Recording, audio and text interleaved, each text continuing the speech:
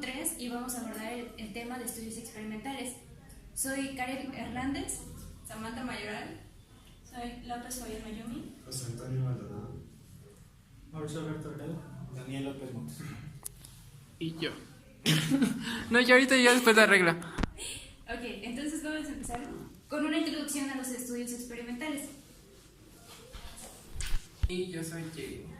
Y vamos a exponer estudios experimentales, el dicho, ¿verdad? Bueno, entonces, dándole una introducción al tema de estudios experimentales, nosotros podemos ver que estos estudios se caracterizan que evalúan la eficacia y la efectividad, datos muy característicos que le dan un mayor grado de validez a estos estudios, en los cuales tienen como característica o se reconoce en los que los investigadores pueden manipular los datos o intervenir en los resultados. Ante esto se van a evaluar tres condiciones: la terapéutica, la educativa y la preventiva. De acuerdo a la terapéutica puede ser farmacológica o quirúrgica. De acuerdo a la preventiva puede ser, un ejemplo es la vacunación o cambios en los estilos de vida. Y de acuerdo a la educativa se pueden llevar a cabo talleres para mejorar la calidad y la atención en la salud. Cabe destacar que se reconoce que el ensayo clínico controlado aleatorizado es el que brinda mayor grado de eficacia o de evidencia. Y cuando no es posible llevar a cabo un estudio experimental, vamos a hablar de los estudios cuasi experimentales, que posteriormente los vamos a ir revisando. De acuerdo a las intervenciones, como ya lo había mencionado, vamos a tener tres. Son muy importantes: la terapéutica, preventiva y educativa. Son intervenciones, pero primero antes hay que entender la definición de intervención. Es cuando hay acciones o una acción dirigida a modificar uno o más condiciones de un paciente o un sujeto que es sano, de igual manera que puede ser el grupo control y el grupo en el cual se va a llevar la investigación. Y controlar, esto es un padecimiento o alguna sintomatología en particular. Pueden ser farmacológicas, quirúrgicas, de rehabilitación o incluso en cambios en los estilos de vida. De acuerdo a las preventivas van a tener un propósito, que es el de evitar, como tal su nombre lo dice. Esto es para la aparición de una enfermedad o el desarrollo de alguna complicación de X patología. Esto puede intervenir, un ejemplo muy claro es la vacunación, o podemos abordar desde los cambios en el estilo de vida. De acuerdo a las educativas, van a estar dirigidas a pacientes o a integrantes del equipo de salud. Esto va a ser dirigida en el conocimiento que pueden ser adquiridas para así cambiar sus conductas o hábitos o costumbres y dar pauta a mejorar la salud. Ahora, para establecer la eficacia de una intervención, se debe realizar un estudio experimental, como ya habíamos abordado al principio, o también conocido es un ensayo clínico. Al igual que un grupo de pacientes, es en el que vamos a otorgar un grupo experimental y un grupo control, que es lo que va a dar características, ya que en el que nosotros vamos a intervenir es en el grupo experimental, porque en el grupo control se puede decir que incluso se van a utilizar placebos para ver los cambios en X estudio de lo que nosotros queramos abordar.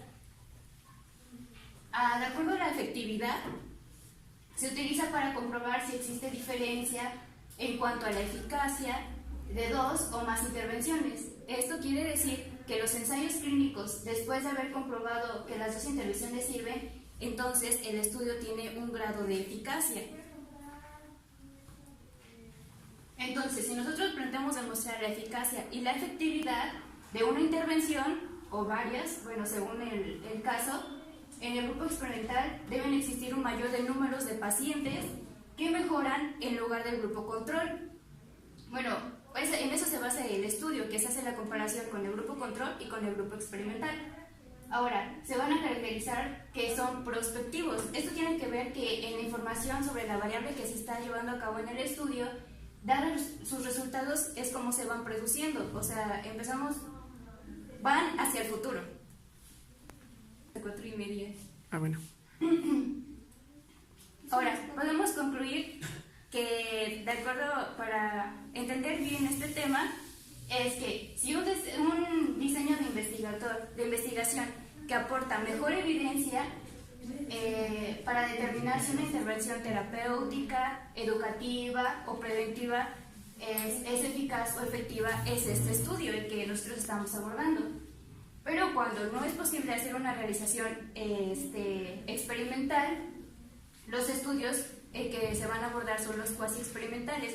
Estos tienen un detallito en que o de grado de efectividad. Bueno, ahora vamos a seguir con lo que son los estudios cuasi experimentales o abreviados SM. Bueno, primero vamos a empezar con un poco de historia, que decía que Donald Campbell y Julian Stanley en 1966, que eran psicólogos norteamericanos, plantearon lo que era una metodología de su investigación para estos experimentos en el que había una validez convergente y discriminante. Se dice que en 1979 Thomas Cook y Donald Campbell también hicieron un nuevo tratado modificando el anterior, y Atto en 1995 también hizo su propio método de investigación en psicología. Bueno, van a hacer una derivación. Van a hacer una derivación de estudios experimentales y van a ser útiles para analizar problemas en los que no se puede tener un control sobre las situaciones pero sí se... Espérame.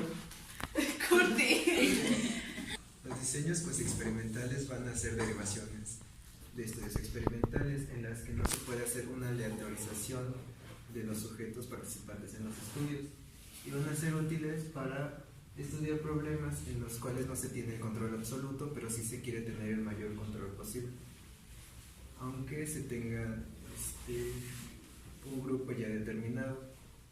Y entonces las pruebas para recabar la información van a ser entrevistas, observaciones y pruebas estandarizadas. Ya.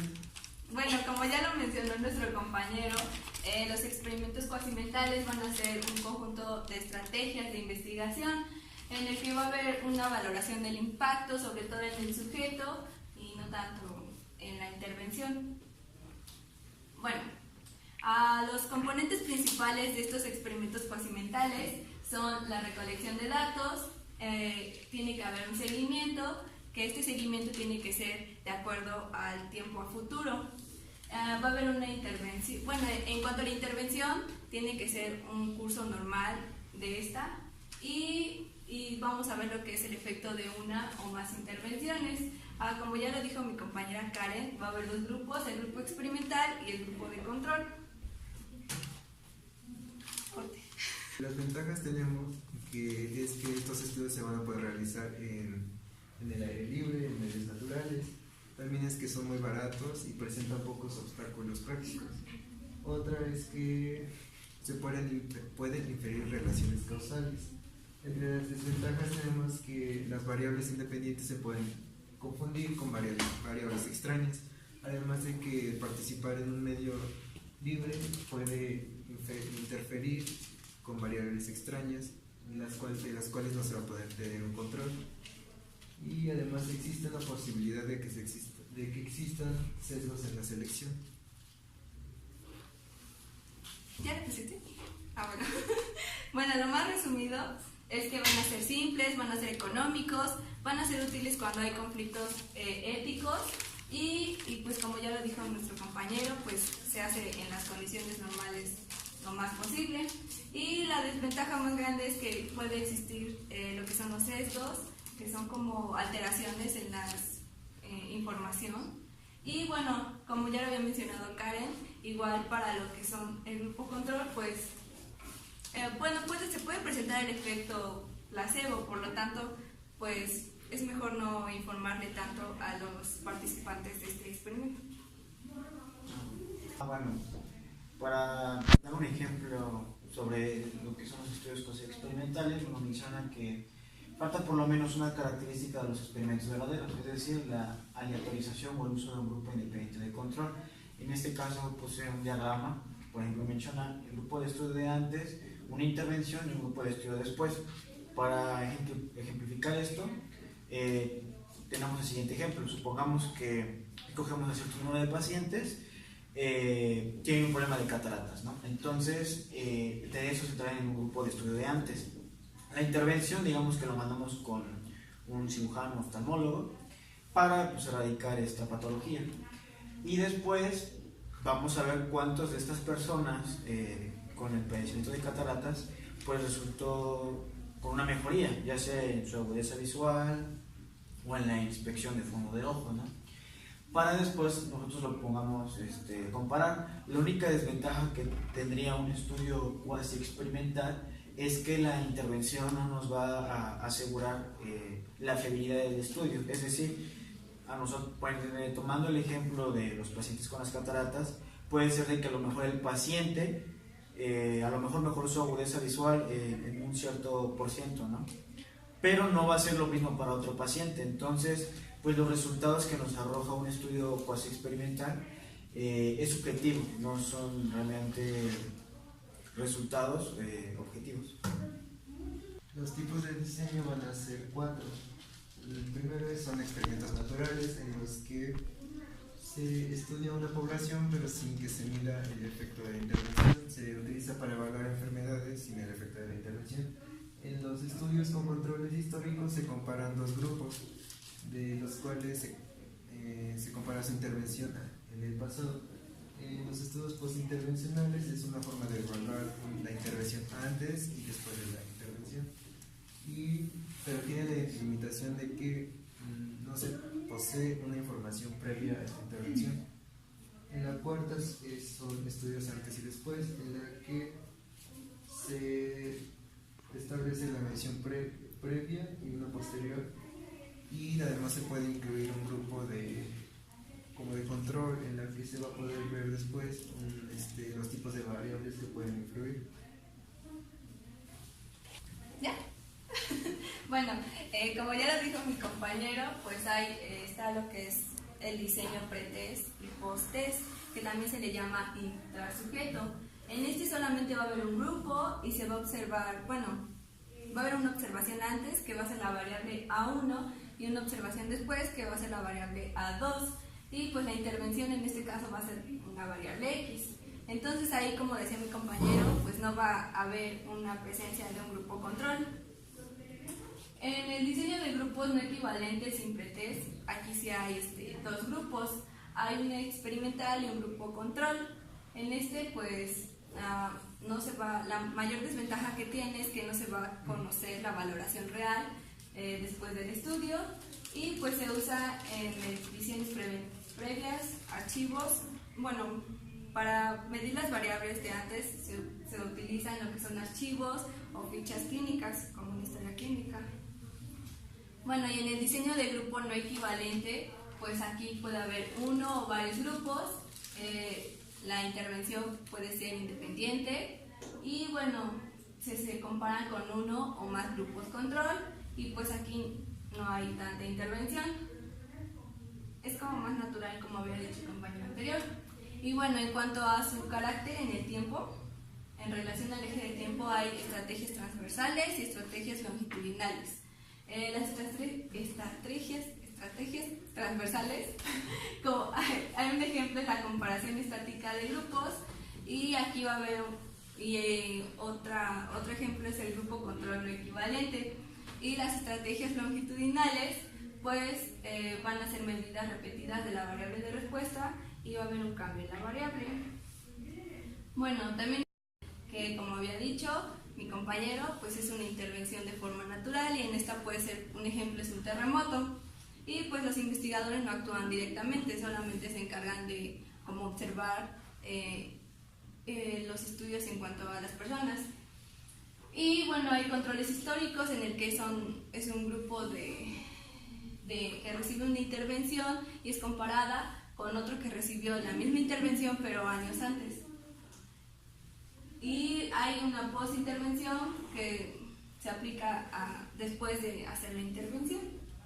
Y aquí hay dos ejemplos, voy a leer. Entonces, uno dice que el efecto de café sobre la motilidad esofágica.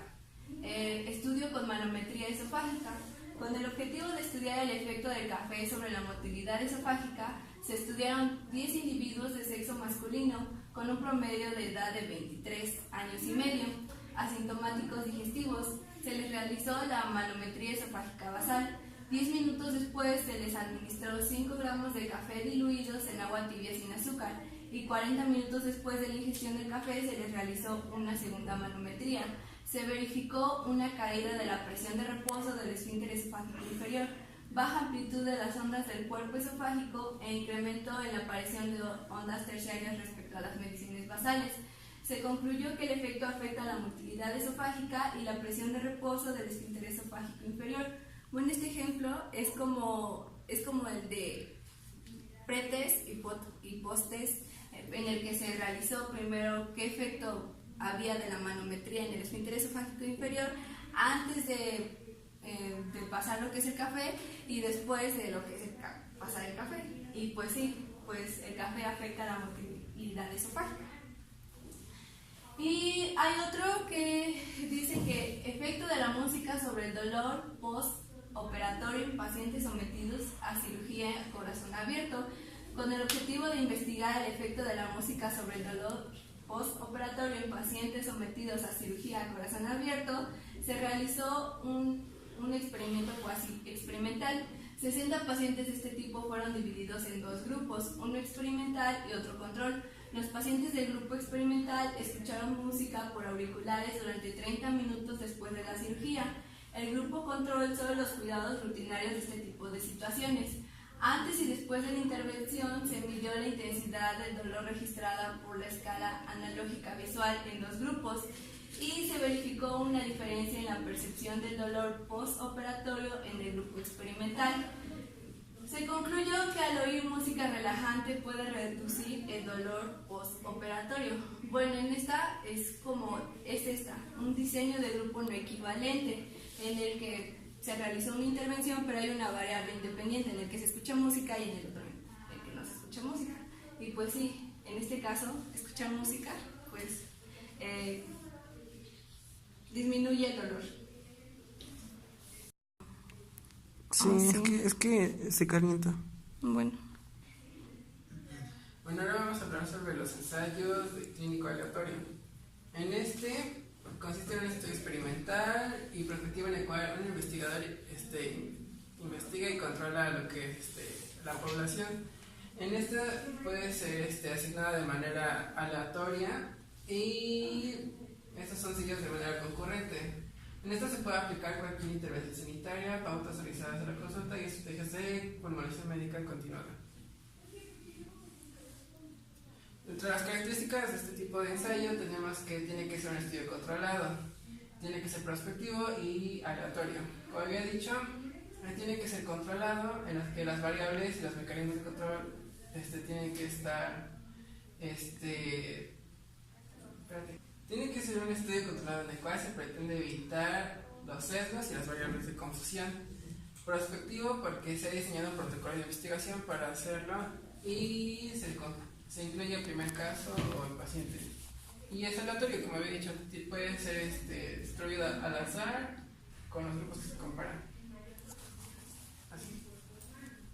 El enmascaramiento son aquellos procedimientos realizados con el fin de que los miembros del equipo investigador o participantes de un estudio no conozcan algunos hechos o observaciones que pudieran ejercer un cambio en sus acciones o decisiones y sesgar los resultados. Un estudio que no utiliza técnicas de enmascaramiento se denomina ensayo abierto. Porque es importante saber, que los pacientes no conozcan todo lo que se va a utilizar, porque ellos mismos podrían alterar, por ejemplo, el mismo estudio sin que uno lo sepa. Por ejemplo, hipertensos, y ninguno tiene, por ejemplo, tenemos un grupo control y un grupo no control. Supongamos que en el que no tiene control, pues algunos no toman medicamento, y pues como saben que es para la hipertensión, tal vez alguno de ellos pues tome una pastilla y haya errores en lo que es este tipo de estudio. O sea que es importante que el paciente no conozca lo que se va a usar todas las variables. tipos de enmascaramiento, en el que hay simple ciego, triple ciego, doble ciego. En el simple ciego, los investigadores y los propios sujetos desconocen qué interpretación recibe cada individuo. En el doble ciego, tanto los pacientes como los investigadores desconocen el tratamiento administrado. En se da que si los investigadores conocen quién recibe cada intervención, existe la probabilidad de que se examinen con mayor necesidad de cualquier respuesta. Existen tipos de enmascaramiento. Tenemos simple ciego, doble ciego y triple ciego. Vamos así como en un esquema. Dice, simple ciego, los investigadores y los propios sujetos conocen qué intervención recibe cada individuo.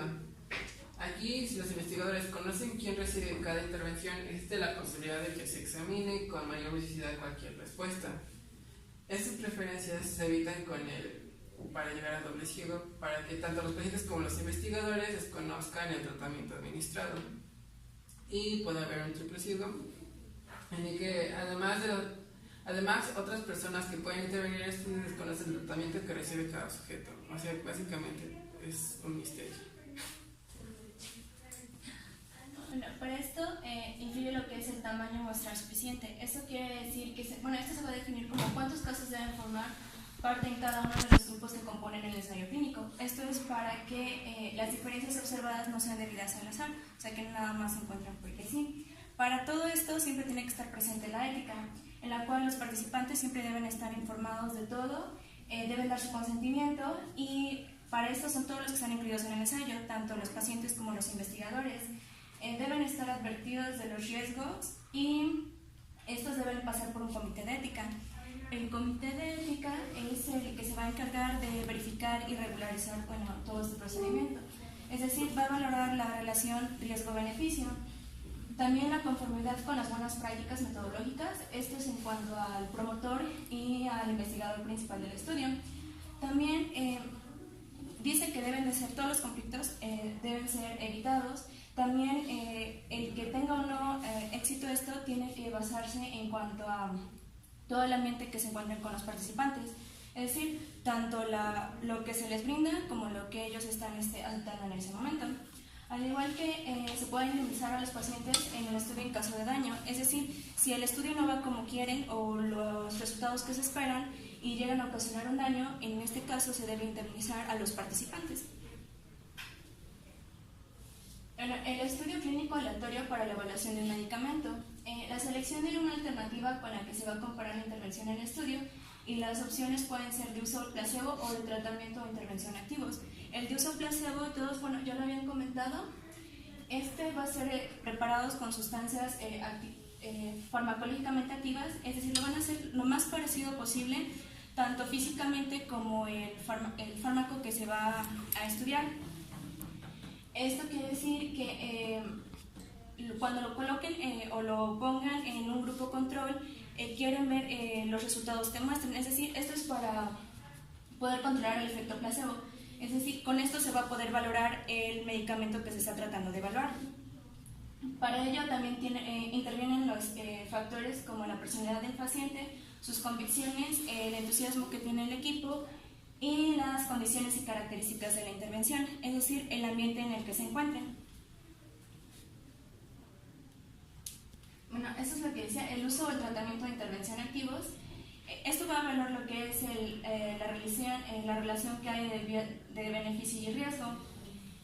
Esto es para cuando se trata de hacer la elección de algún medicamento, porque hay tantos, ¿no? Entonces, esto va a tratar de evaluar cuál fármaco es el que se puede elegir y cuál no, y cuál es la relación que tiene según los resultados que arroje el efecto placebo como el farmacológico. Ahí es cuando se van a diferenciar y ahí es cuando aplican el enmascaramiento, es decir, donde se conoce y no se conocen. Es por eso que tanto los investigadores como los participantes no deben de tener toda la información de lo que conlleva el medicamento. Para esto hay una clasificación de los estudios en función del momento del desarrollo clínico del fármaco. Para esto consiste de 4 fases. La primera fase es el primer estadio de la prueba de un nuevo fármaco al ser humano. Es decir, en esta es cuando se inicia y su principal objetivo va a ser evaluar la seguridad del fármaco en los seres humanos. En este se busca conocer su farmacocinética y su farmacodinámica. Y los sujetos de prueba van a ser voluntarios sanos y el tipo de diseño de estudio va a ser no controlado. En la fase 2, aquí es donde ya se conoce o se busca conocer su farmacocinética y su farmacodinámica, es decir, se va a buscar la dosis, el mecanismo de acción y las relaciones que hay entre las dosis y respuestas. En esto, cuando se refiere a los sujetos de prueba, que son pacientes potenciales, es decir, aquellos que tengan relación con lo que se está investigando o lo que se quiere relacionar con el fármaco, y algunos voluntarios sanos para poder con ellos comparar. En el diseño van a ser estudios no controlados con los ensayos clínicos. Para esto se van a utilizar los placebos con criterios de selección muy estrictos, es decir, van a seleccionar a las personas y a quienes se les va a dar el placebo y a quien el tratamiento farmacéutico, pero ellos no van a conocer a quién se lo están dando porque ellos podrían influir en eso. En la fase 3 es la última fase, pero de la evaluación del medicamento, antes de que se empiece a comercializar. En este va a tratar de evaluar la eficacia y la relación que tiene del beneficio-riesgo en comparación con todas las terapéuticas disponibles que ya hay, porque puede ser que sea un nuevo fármaco o que se esté comparando con otro para ver los resultados que tienen uno y el otro, para así poder evitar los riesgos indeseables. Los sujetos van a ser los pacientes en generales y ahí ya van a ser ensayos clínicos aleatorios. La última fase, que es la 4, ya es después de que el fármaco ha sido comercializado. Entonces, aquí lo que se busca evaluar es la seguridad, es decir, cuando se puedan dar nuevas indicaciones, algún seguimiento o alguna condición de uso. Es decir, aquí lo que se trata de ver es su efectividad en tanto en una población más abierta. Es decir, se va a empezar a hacer como si fuera un censo, es decir, a ver los resultados tanto de las personas que lo van aceptando, cómo va funcionando y cuáles son las respuestas que tiene en sí la población hacia el nuevo fármaco que salió. Y los sujetos de prueba pues son todos los pacientes a los que pueden recurrir o comprarlo, y el diseño van a ser los ensayos clínicos aleatorios y los estudios observacionales sobre la población. Bueno, como todo lo que mencionó mi compañera, por un mejor aprendizaje, vamos a sintetizarlo.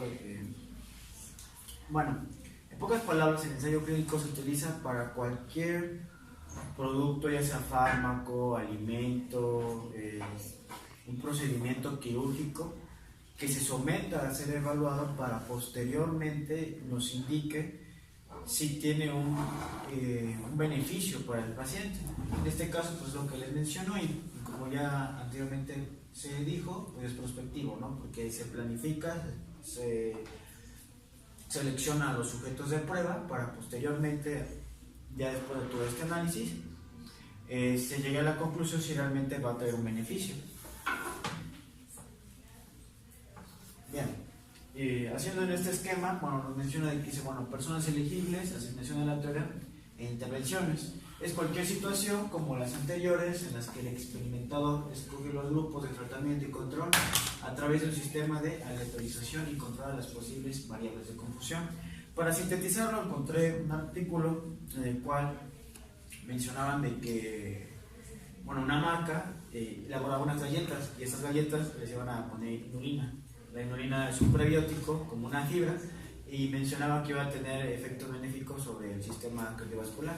Entonces escogieron a unas personas obesas, como dice, es cualquiera que entre, no se especificó la edad ni el género. Entonces se escogió a unas personas con un índice de obesidad, se les proporcionó la misma cantidad, como lo menciona ahí, el controlador es el que va poniendo bien. Se les repartió 8 gramos de esta galleta y que lo consumieran diario, y al final de cuentas evaluar el beneficio. Se encontró que como tal no mostraba un beneficio significativo estadísticamente, pero pues sí, como era una fibra, pues ayudaba a la disminución de su peso y pues muy ligeramente iba a mejorar pues, su sistema cardiovascular. Y bueno, entonces, como ya vimos, es muy importante los estudios clínicos aleatorizados.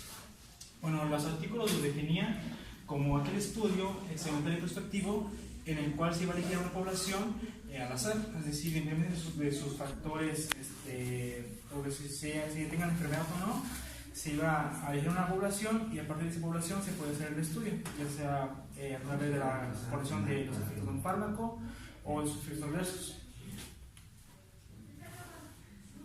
Y bueno, estos tienen 4 características. La más importante, como su nombre lo dice, es al azar.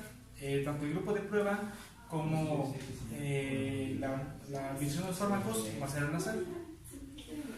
Otra característica es que en este caso se van a comparar dos poblaciones, una que es sana y una que es enferma. La otra característica es la medición de las variables de desenlace deben ser cegadas, lo cual evita sesgo de información. El término cegada se refiere a que al paciente no se le va a indicar, bueno, no se le va a informar si el fármaco que se le está dando funciona, es decir, si es un fármaco como tal o si en todo caso es un placebo. Esto, como ya lo dice ahí, para evitar sesgo de información. Y la última característica es que a estos participantes, a la mayoría, al final de la prueba, siempre se les va a decir lo que se les hizo.